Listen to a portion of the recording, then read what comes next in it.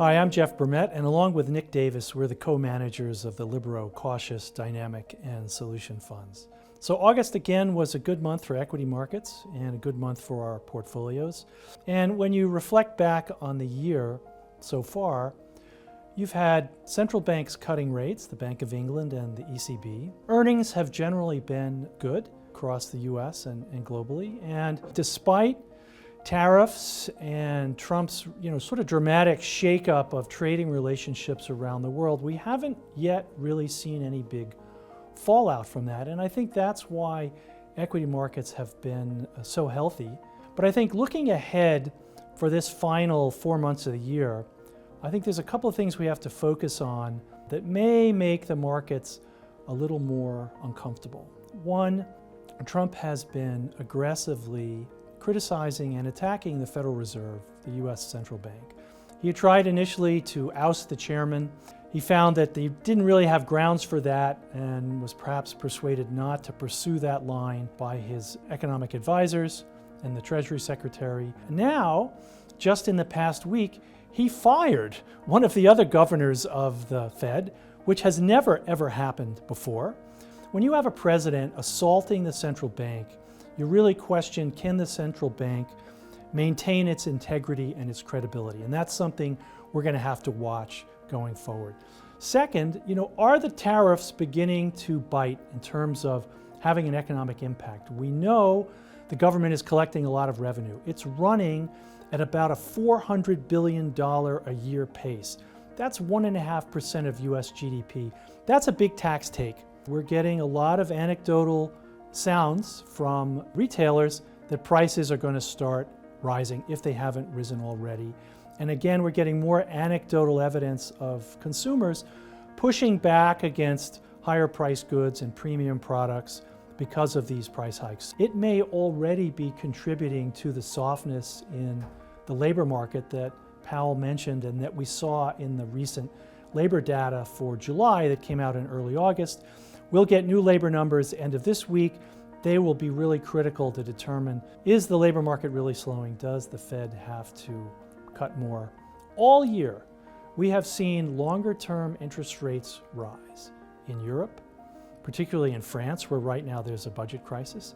Here in the UK, where I think it was in the headlines the other day, the highest yield on 30-year gilts since 1998. In the US, 30-year yields are approaching 5%. In Japan, 30-year yields have soared to over 3%. And this, I think, reflects a general unease in bond market participants about fiscal policy globally. Nobody, no country is trying to reduce its deficit by reducing spending. The UK is talking about raising taxes. France is maybe going to cut spending. The US is making no effort to cut spending whatsoever. So markets are worried about that. And I think also they're worried that with the exception of the ECB, inflation is not at the 2% targets anywhere. You've got the Bank of England's cut twice this year with inflation well over 3%. The Fed's talking about cutting later this month despite core inflation being very close to 3%. So I think there's a growing worry in the markets that we are in a different world where inflation is going to be on balance higher than we're used to having seen it. 3% may be the new 2%. And lastly, AI spending this year has been incredible. The scale of the spending by the mega cap tech firms exceeds much of the defense spending in Europe. Can it produce returns that will keep justifying the ever-rising multiples for these stocks? I think that's another critical thing the markets will be focusing on, and they're beginning to already. You've seen some recent sell-offs in the tech names after NVIDIA's earnings, which were very strong, as the growing sort of financial press and the banking world talk about, will companies make sufficient returns on all these investments that it will make us happy to keep owning their stock? So again, that's I think another thing that we're going to be focusing on the balance of the year. So it's literally just over a year since we got the portfolios into the shape in Dynamic and Solutions, how we'd like them, and the performance has been very strong with good double-digit returns. And the year-to-date performance, where the themes we put in place towards the end of last year have really come through, particularly the defence, the technology and the financial stocks. I think one of the key things Jeff touched on was the longer dated bond yields and the rise we're seeing there, pushing up to 5% in the UK and in the US. And hence, in solutions and also in the cautious portfolio, we've had very, very short dated fixed interest exposure. Protecting capital value whilst providing an income return has been very key to stay at the shorter end of the market. You may remember one of the reasons why we purchased gold was our concerns about these longer dated yields pushing higher. So the gold position in the portfolios, in solutions and in cautious has actually been a very strong performer, and gold has touched through a new high. One of the other areas we talked about in conjunction with the yield curve has been financial stocks. And we've held some European banks which have been particularly strong for us, particularly the Greek bank Piraeus, but also a more recent purchase earlier this year was in Commerzbank in Germany. Commerzbank has really benefited from the interest from UniCredit and the potential bid that might come from that. The price has been very strong, and we've made about a 65% return in that position, which we sold earlier this month. We still like European financials, we just became over-concerned about the valuation attached to Commerzbank because of this bid interest, and the concerns if this bid actually came through or not, and the impact that may have on the share price.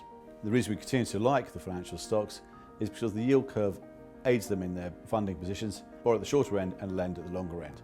This is very conducive to their margins and continues to look good for banks despite a situation where we're seeing interest rates come lower. Defence stocks again have been one of the key areas that we've focused on, and the recent announcement from Norway of the purchase of some frigates has been very helpful to one of our positions in the portfolio, particularly Babcock. Again, it's been a very strong performer for us in the UK defence, and again this one particular transaction coming through again reinforces that move towards defence expenditure. China has actually been really helpful to us in the portfolios. The exposure via Alibaba and Tencent both provide very strong returns. Chinese stocks as a whole were up over 10% over this month.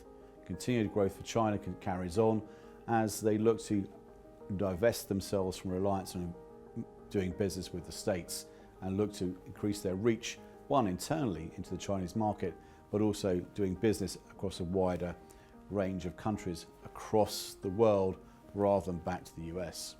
The cautious portfolio, which we launched as well towards the end of last year, is now on daily dealing, so it looks more attractive to you as advisors to allocate funds towards this.